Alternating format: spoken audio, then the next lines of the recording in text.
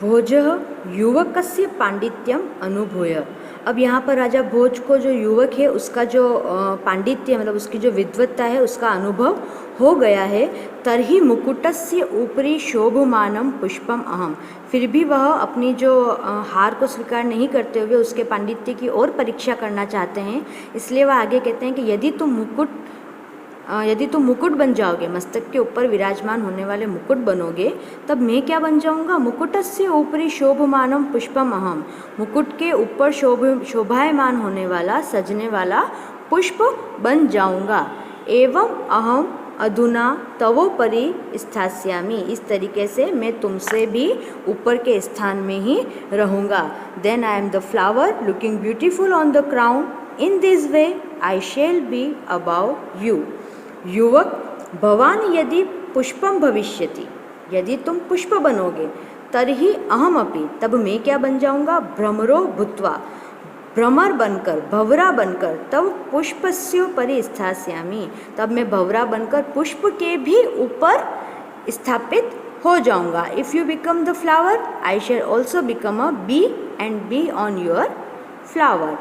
भोज एव भवान द्विरेव तर्हि अहम सूर्य। और यदि तुम हनी भी, तुम मधुमक्खी बनोगे, तब मैं क्या बन जाऊंगा? मैं सूर्य का रूप ले लूँगा।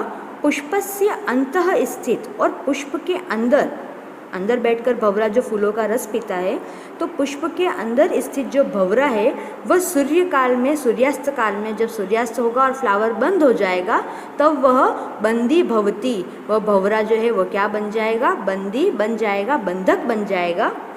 अहम अपि त्वं बंदीनम करिष्यामि। इस तरीके से मैं तुम्हें क्या बना लूँगा? अपना बंदी बना लूँगा, अपना कैदी बना लूँगा। In this way if you are bee, I am the sun, the bee that is inside the flower become a prisoner. Okay, prisoner there at the time of the sunset. I too will make you a prisoner. मैं तुम्हें भी अपना prisoner, अपना बंधक बना लूँगा। युवक ओहो अच्छा, भवान सूर्य तर्हि, यदि तुम सूर्य हो, अहम महाप्रभावी राहु, तब मैं क्या बन जाऊँगा? महाप्रभावी, सबसे अधिक प्रभाव वाला राहु बन जाऊँगा। क्यों? राहु अस्तु सूर्यम ग्रसते। जो राहु है वह सूर्य को ग्रहण लगाता है, इसलिए मैं क्या बन जाऊँगा? राहु बन जाऊँगा।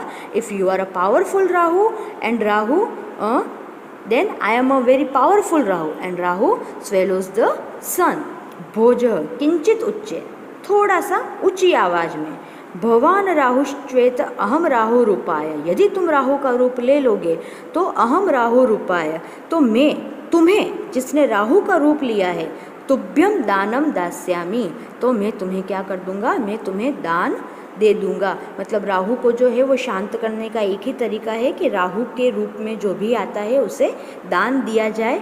लेकिन दान ग्रहण तवायम गर्व, और उस दान को ग्रहण करके तुम्हारा जो गर्व है वह क्या हो जाएगा? निश्चय ही शांत भविष्यति। निश्चय ही तुम्हारा जो गर्व है वह क्या हो जाएगा?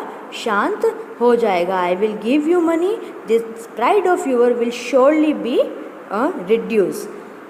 युवक विहस्य चातुर्येण। अब युवक को कैसी है? चतुरता वाली, मतलब थोड़ी सी ऐसी मुस्कान के साथ उसने कहा कि यदि भवान दानी, यदि तुम राहु का दान करके और बहुत बड़े दानी बनना चाहते हो, तर्हि अहम संतुष्ट, तब मैं क्या हूँ? मैं एक संतुष्ट प्राणी बन जाऊँगा।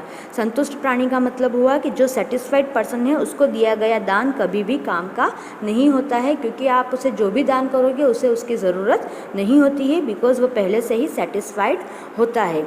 भवतः दानस्य प्रयास निष्फल भविष्यति। अगर मैं संतुष्ट हो जाऊंगा तो तुम्हारा जो दान करने का प्रयास है वो क्या हो जाएगा? निष्फल हो जाएगा, वह फेल हो जाएगा।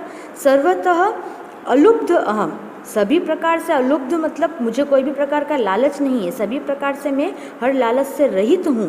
अहम भवतः दानम न ग्रहिष्यामि, इसलिए मैं तुम्हारे दान को ग्रहण नहीं करूँगा। If you charity then I am the one who is satisfied. Your effort of charity will be fruitless. So I shall not take money offered by the way of charity from you. एवं उत्तरोत्तर विवाद रतयो। इस तरीके से उत्तरोत्तर, मतलब एक प्रश्न के सामने दूसरा प्रश्न, दूसरे उत्तर के सामने दूसरा उत्तर, इस तरह से जो वाद विवाद चल रहा था। भोज युवकों मध्य, भोज और युवक के मध्य यदा संतोषस्य विषय, और जैसे ही संतोष का विषय आया, जैसे ही सेटिस्फाइड होने की बात आई, समुपस्थित तदा समागते संतोषे सर्वम शांतः भवति। यह एक प्रकार की उक्ति है कि जब भी संतोष का समावेश होता है तब सभी कुछ शांत हो जाता है। इस उक्ति के अनुसार, इस वचन के अनुसार विवादो अपि स्वयमेव शांतः, और इस उक्ति के अनुसार जैसे ही संतोष की बात उन दोनों के विवाद में आई, जो विवाद था वह स्वयं ही शांत हो गया। इन this way during the course of argument going on between Raja Bhoj and the young scholar is when the topic of contentment come up, according to the maxim, when the contentment comes, everything become quiet, the argument automatically stopped. अन्ते चतुरम ज्ञानेन गुणेन च उपेतम, अंत में जो चतुर था, जो ज्ञानी था और जो गुणों से भरा हुआ ऐसा पंडित युवक था, उसने प्रणाम किया किसे? धाराधिपति भोजराज अवदतः। उसे धाराधिपति, धारा नगर के जो अधिपति थे, राजा थे भोज ने उससे कहा कि अयि घट पंडित, हे घट पंडित, गुण पूज के, गुण की पूजा करने वाले, धारा देशे, इस धारा देश में भवतः स्वागतम अस्ति, तुम्हारा इस धारा देश में क्या है? स्वागत है। भवान विजयी जातः, तुम विजयी हुए हो, यह जो वाद विवाद था उसमें तुम्हारी जीत हुई है। संतुष्टम जनम न को अपि पराजेतुम अर्हति, जो संतुष्ट व्यक्ति है उसे कोई भी पराजित नहीं कर सकता है। यतो ही संतोषः एव पुरुषस्य परम निधानम वर्तते, इसीलिए कहा गया है कि संतोष ही पुरुष का क्या है? परम निधान है। Because the indeed of contentment is the great treasure of the man. So इस स्टोरी से हमें क्या पता चलता है कि जो संतुष्टि है, जो लालच रहित रहना जो है, वही आपको विजय दिलाता है। आप हर चीज़ से लड़ सकते हो, लेकिन जब आप किसी भी चीज़ से संतुष्ट हो जाते हो तो वहाँ पर आपकी जीत निश्चित है।